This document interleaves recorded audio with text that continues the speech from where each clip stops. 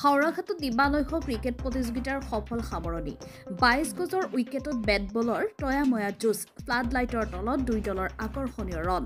এফালে star গেজাৰ্ছ organisation আৰু আনফালে গণিপুৰ ষ্ট্ৰাইকাৰ্ছ তুমুল প্ৰতিদ্বন্দ্বিতামূলক উত্তেজনাপূৰ্ণ খেলখনত অৱশেষত বিজয়ৰ শেষ হাঁহি মাৰিবলৈ সক্ষম হয় ষ্টাৰ গেজাৰ্ছ অৰ্গেনাইজেশ্যন নামৰ দেৱস্থানৰ দলটিয়ে উল্লেখ্য হাওৰাঘাটৰ দুটাকৈ সামাজিক প্ৰতিষ্ঠান যমুনা গ্ৰুপ আৰু মৰ্নিং ষ্টাৰ ক্লাবৰ যৌথ উদ্যোগত বিশিষ্ট ফুটবলাৰ জগদীশ খৰিকাপচা আৰু প্ৰতিষ্ঠিত ব্যৱসায়ী নিত্য গোপাল চাহাৰ কৰণত আয়োজিত প্ৰথম বাৰ্ষিক দিবানৈশ ক্ৰিকেট চেম্পিয়নশ্বিপ 2024ৰ সফল সামৰণি পৰে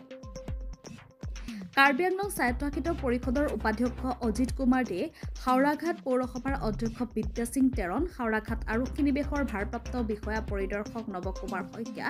হাওৰাঘাট ক্ৰীড়া সন্থাৰ সম্পাদক ব্ৰজেন টিমুং যমুনা গ্ৰুপৰ মুখ্য উপদেষ্টা বিক্ৰম কুমাৰ চন্দ্ৰৰ লগতে দাতাদয় কৃষ্ণ সাহা আৰু সুৰজ খাৰিকাপচা প্ৰমুখ্যে বহু বিশিষ্ট নাগৰিক আমন্ত্ৰিত অতিথি হিচাপে উপস্থিত থাকে প্ৰথমবাৰৰ বাবে হাওৰাঘাট উন্নয়ন খণ্ডৰ খেলপথাৰত আয়োজিত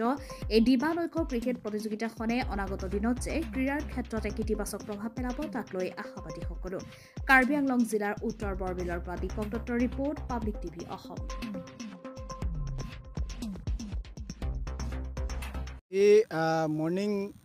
ক্লাব আৰু যমুনা গ্ৰুপে আয়োজন কৰা T10 ক্ৰিকেট টুৰ্ণামেণ্টৰ অৰ্থাৎ ডে নাইট ক্ৰিকেট টুৰ্ণামেণ্ট আছিল আজি অন্তিম দিন আছিল ফাইনেল খেলখন ইতিমধ্যে অনুষ্ঠিত হৈ গ'ল এটা কথা ভাল লাগিছে ইয়াত আমি কাৰ্বি আংলং আৰু হোজাই ডিষ্ট্ৰিক্টৰ সমন্বয় ক্ষেত্ৰত পৰিণত হ'ল বুলি আমি ধৰি লৈছোঁ যে আমাৰ ব্লকৰ যিখন খেলপথাৰ আছে গতিকে এই সুযোগতে ধন্যবাদ জ্ঞাপন কৰিছোঁ অৰ্গেনাইজাৰ দুইটা অৰ্গেনাইজেশ্যনকে যে মৰ্নিং ক্লাব আৰু যমুনা গ্ৰুপক অনাগত ভৱিষ্যতত যাতে তেখেতসকলে যি প্ৰয়াস এই বছৰ কৰিছে এই প্ৰয়াসৰ ফল যাতে অহা বছৰ আৰু ভালকৈ ধৰে তাৰ কামনাৰে আমি হোজাইবাসীয়ে বিশেষকৈ কামনা কৰিছোঁ যে কাৰ্বি আংলং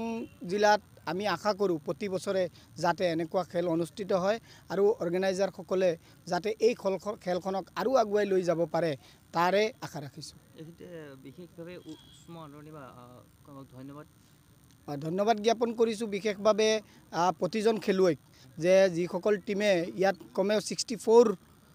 মোৰ জনামতে 64টা দলে ইয়াত এই খেল টুৰ্ণামেণ্টত অংশগ্ৰহণ কৰিছে অহা বছৰ 100 অতিক্ৰম কৰক তাৰে কামনা কৰিলোঁ আৰু খেলুৱৈসকল যিহেতু ইয়াত খেলিব আহিছে মই এটা মেছেজ দিব বিচাৰিছোঁ যে এই খেলৰ জৰিয়তে যাতে বেলেগ একো নালাগে মিলাপ্ৰীতিৰ এটা সম্প্ৰীতিৰ এটা বাতাবৰণ সৃষ্টি হওক এয়া কামনা কৰিছোঁ